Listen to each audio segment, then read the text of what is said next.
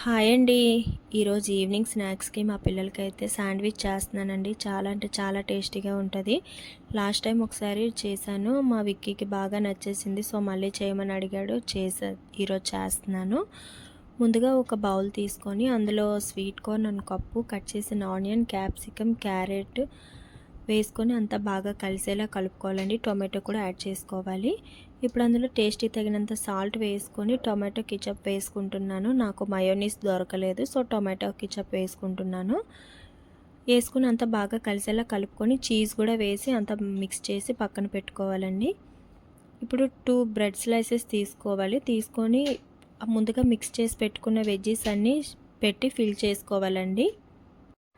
చాలా సింపుల్‌గా చాలా టేస్టీగా ఉంటదండి. అంటే చాలా తక్కువ టైంలో చేసుకోవచ్చు. అండ్ మా పిల్లలకి నాకు అయితే ఇలా శాండ్విచ్ కానీ, పిజ్జా కానీ చేసుకొని తినడం అంటే భలే ఇష్టమండి. సో, ఎక్కువగా తింటుంటాము.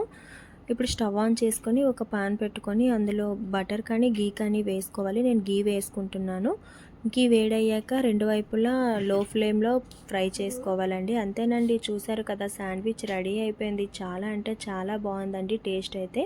మీరు కూడా ట్రై చేసి ఎలా ఉందో కామెంట్ చేయండి.